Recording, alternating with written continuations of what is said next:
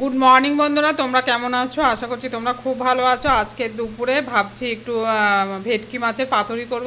ভেটকি মাছটা অনেকটাই বড় ছিল, কালকে কিছুটা ঝোল করা হয়েছে, আর আজকে ভাবছি ওটা পাতুরি করব। আর তার জন্য ফ্রাইং প্যানে এই যে চৌকো চৌকো করে কলার পাতাটা আমি কেটে নিয়েছি, আর সেইটা কেটে ফ্রাইং প্যানটা একদম গ্যাসটা লো ভোল্টেজে দিয়ে ফ্রাইং প্যানের ওপরে ওইটা কলার পাতাটা হালকা করে সেঁকে নিচ্ছি, নাহলে ফেটে যাবে। আর এদিকে মাছগুলো টুকরো টুকরো করে নিয়েছি, কাঁটাগুলো বাদ দিয়ে দিয়েছি, আর তার সঙ্গে নুন হলুদ মাখিয়ে রেখে দিয়েছি। আর প্রত্যেকটা মাছের থেকে দুটো করে, একটা করে টুকরো থেকে দুটো করে পিস করা যায়। আর তার সঙ্গে যে সর্ষে, সাদা সর্ষে আর পোস্ত আর কাঁচা লঙ্কা, যে যেমন ঝাল খাবে তার উপরে ডিপেন্ড করছে, কিন্তু একটু ঝাল ঝালি এইটা পাতুরিটা ভালো লাগে। আর এইটা ভালো করে সুন্দর করে পেস্ট করে নিয়েছি। এবার পেস্ট করার পরে যে মাছটা আমি টুকরো করে রেখে দিয়েছি, আর সেইটাকে সুন্দর করে এবার ওই সর্ষে আর পোস্ত কাঁচা লঙ্কা ভালো করে ওইটা মাখিয়ে নিতে হবে। মাখিয়ে নেওয়ার পরে তারপরে ওর মধ্যে তো নুনটা আগে দেওয়া ছিল, কিন্তু সেই পরিমাণে নুন যে পরিমাণে নুন খাও সেই পরিমাণেই দিতে হবে।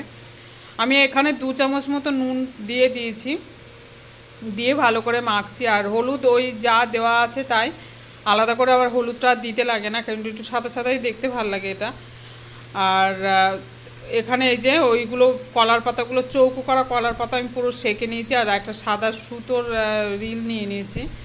এবার এইগুলো মাখার পরে তার মধ্যে আমি কাঁচা সর্ষের তেল ওপর দিয়ে পুরো সুন্দর করে ছড়িয়ে দেবো। আর সর্ষের তেলটা একটু বেশিই দিতে হবে, তাহলে যেহেতু ভাত দিয়ে মেখে খাবে এটা, তার জন্য আরও। আর এই যে সর্ষের তেলটা দিয়ে ভালো করে এবার ওইটাকে মাখিয়ে নেবো সুন্দর করে। তারপরে একটা একটা পিসের যে টুকরোগুলো আমি করে রেখে দিয়েছি, আর সেই টুকরোগুলো এবার কলার পাতায় ভালো করে ওইটা দেব। কলার পাতাগুলো যেহেতু সেঁকে নিয়েছি, সেই কলার পাতাগুলো এবার একটা একটা করে মাছ ওর মধ্যে দিয়ে দেবো। এই যে কলার পাতাটা আমি একটা থালার উপরে রেখে দিয়েছি, এবার দিয়ে মাছটা ভালো করে মাছখানটা মাছটা দেব।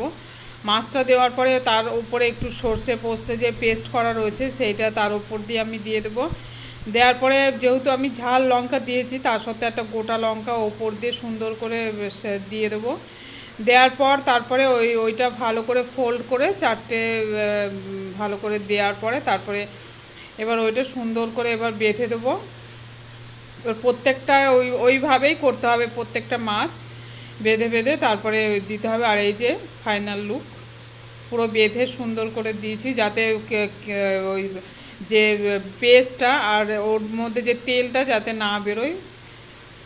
আর এবার ওইটা দিয়ে গ্যাসের চুলিটা তো আমি জ্বালিয়ে দিলাম একদম লো ভোল্টেজ, যতটা কমে হয় গ্যাসটা, নাহলে পুড়ে যাবে পুরো পাতাটা, আর খেতেও ভাল লাগবে না। আর এগুলো আমার সমস্ত কিছু বাঁধা হয়ে গেছে। বাঁধা হওয়ার পরে এবার ওই ফ্রাইং প্যানটায় আমি ওটা দিয়ে দিয়েছি। দেওয়ার পরে ওপর দিয়ে হালকা করে এবার একটা ঢাকনি আছে, ওটাতে আমি ঢেকে দেবো, আর ওই গ্যাসটা পুরো কম ভোল্টেজে রেখে দেবো। রাখার পরে তারপরে যে 20-25 মিনিট পর আস্তে করে তো আপনারা খুলে দেখবেন। এই যে আমার প্রায় একটা পিঠ হয়ে গেছে, আর একটা পিঠ এবার উল্টে দেবো। উল্টে দেওয়ার পরে আপনারা দেখতে পারবেন যে কত সুন্দর এটা একটা সিদ্ধ হয়ে গেছে মাছটা। আর কলার পাতা, তারপরে কুমড়ো পাতা দিয়েও হয়, কিন্তু কুমড়ো পাতা যেহেতু পাইনি তার জন্য কলার পাতা দিয়েই এটা করে দিয়েছি। আর আর এই যে এইটা যেহেতু অন্বেষার বাবা ও সবার আগেই খায়, যেহেতু ডিউটি যাবে, তার জন্য ওর বাবাকে দিয়ে আমি তোমাদেরকে দেখিয়ে দিলাম। এই যে ঠিক আছে, তাহলে টাটা বাই।